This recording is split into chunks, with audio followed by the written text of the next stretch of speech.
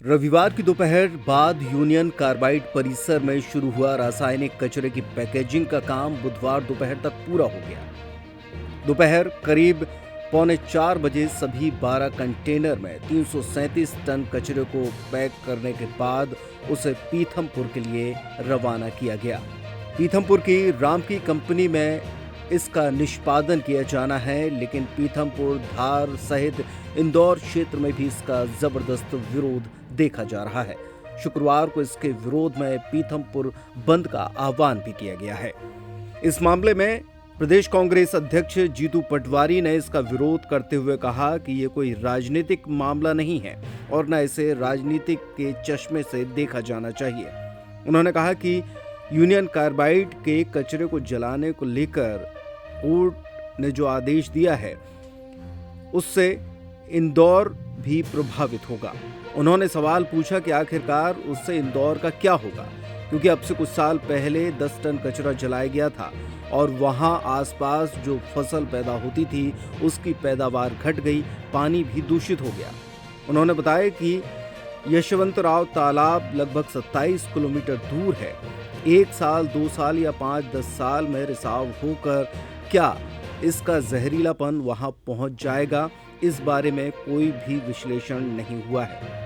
उन्होंने कहा कि जब तक एक्सपर्ट इस बात को लेकर पूरी तरीके से क्लियर नहीं कर देते तब तक डिस्पोजल नहीं होना चाहिए। उन्होंने कहा कि इस मामले में सुमित्रा महाजन से भी बात हुई और तमाम नेताओं से इस मामले पर बात हुई कि इससे इंदौर में कितना प्रभाव पड़ेगा, इसके अलावा पीथमपुर और आसपास के क्षेत्र में भी कितना प्रभाव पड़ेगा, ये बात सामने आना चाहिए। पिछले डंप का कितना असर हुआ, ये बात भी पब्लिक डोमेन में आए और अभी का कितना असर आने वाले 5-10 साल में होगा, ये पता चलना चाहिए। इसके बाद ही इसका निष्पादन होना चाहिए। अपनी बात मीडिया के सामने रखते हुए उन्होंने कहा कि ये कोई राजनीतिक मुद्दा नहीं है। पत्रकारों को भी इस मुद्दे को जबरदस्त ढंग से सामने लाना चाहिए।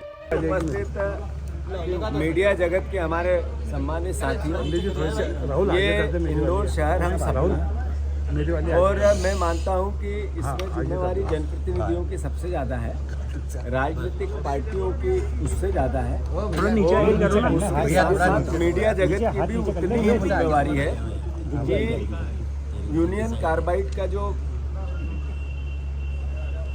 कचरा है उसको जलाने को लेकर कोर्ट के आदेश से सरकार ने पीथमपुर में राम की कंपनी में भेजा गया, जो एक रात में आज आकर डंप हो चुका है। सवाल ये है कि राम की यहाँ से 30-35-40 किलोमीटर, इंदौर से 30 किलोमीटर दूर है, तो इंदौर शहर पे इसका असर क्या होगा? तो जो मैं आप सबके सामने बात करने की कोशिश कर रहा हूँ, ये राजनीतिक पुट देने का इसके पीछे लॉजिक नहीं है। जब मेरी ताई से बात हुई तब भी यही बात हुई कि हमें इसको राजनीतिक मुद्दा नहीं बनाना है, इंदौर का मुद्दा बनाना है। क्यों बनाना है? ये इसलिए कि आज से कुछ साल पहले रामकी में 10 टन कचरा जलाया गया। अगर आप प्रत्यक्ष रूप से रामकी के आसपास से 6-7 किलोमीटर के रेडियस में जाके रिपोर्टिंग करोगे तो आपको पता चलेगा कि वहाँ फसल जो 5 कुंटल होती थी वो 1 कुंटल होने लगी। जो पानी था वो पीने योग्य नहीं बचा ट्यूबवेल का। जो असर होना था 10 टन इसलिए जलाया था कि इसके असर को चेक करना, तो असर हुआ। अब सवाल ये है कि इतना कचरा जलेगा या डिस्पोजल होगा या इसका किसी भी विधि से, वैज्ञानिक विधि से ये इसका डिस्पोजल होगा। स्वाभाविक है कि कम से कम असर हो, इसकी प्रयास सरकार करेगी। पर यशवंत सागर तालाब वहाँ से 27 किलोमीटर दूर, उस जगह से 27 किलोमीटर दूर, तो जब पानी का रिसाव 10 टन में 5 किलोमीटर 7 किलोमीटर के रेडियस को असर किया है, तो क्या यशवंत सागर में उसका रिसाव 1 साल में, 2 साल में, 5 साल में, 10 साल में होगा या नहीं होगा? और जब उसके यशवंत सागर यही शहर पीता है, यहीं पे यूज़ होता है, उपयोग होता है, तो इसका असर हमारे परिवार पे कितना होगा, आपके परिवार पे कितना होगा, इंदौर शहर के परिवार पे कितना होगा?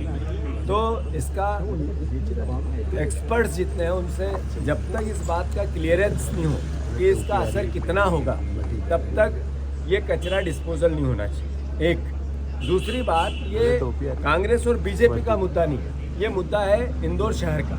इसलिए मैंने कई से आग्रह किया। मैंने और भी जनप्रतिनिधियों से बात की, सारे हमारे जितने बीजेपी के आज चुनाव जीते हुए परिवार के साथी हैं उनसे भी कई लोगों से मेरी बात हुई और सबसे मैंने आग्रह किया कि इसको आप लोग आगे बढ़ के इसको थोड़ा डील करो। अभी मुख्यमंत्री जी ने भोपाल में इस पर अपनी बात रखी है और उन्होंने कहा कि हम जनता को समझाएंगे कि इसका असर नहीं होगा।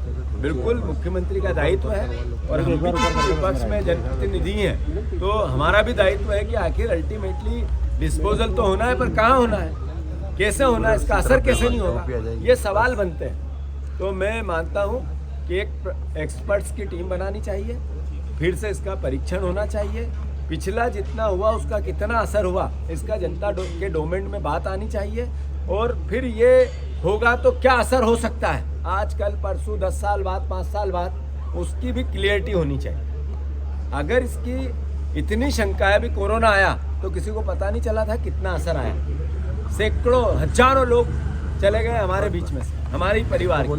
तो जिस बात का असर कितना होगा पता नहीं है तो फिर हम ये रिस्क क्यों लें, ये सवाल है। और फिर यहीं पे क्यों, पीथमपुर आज बंद है, धार में इसका विरोध हो रहा है, इंदौर में इसका, यशवंत सागर और इंदौर जिले के सारे बेटवा क्षेत्र में असर होगा और वही पानी हम यहाँ पियेंगे तो इंदौर शहर में होगा। इसलिए मेरा सारे मीडिया जगत के साथियों से आग्रह है, आप लोग भी इसमें बढ़ चढ़कर हिस्सा लें। ये कोई राजनीतिक मुद्दा नहीं है, कोई कांग्रेस और बीजेपी के हिस्से से हम सवाल खड़े करें, अभी वो परिस्थिति नहीं है। मैं मुख्यमंत्री से आग्रह करता हूँ कि आपका इसका निष्पादन का क्लियरिटी करके लोगों को अंडरस्टैंड करना, समझाना आपका दायित्व हो सकता है।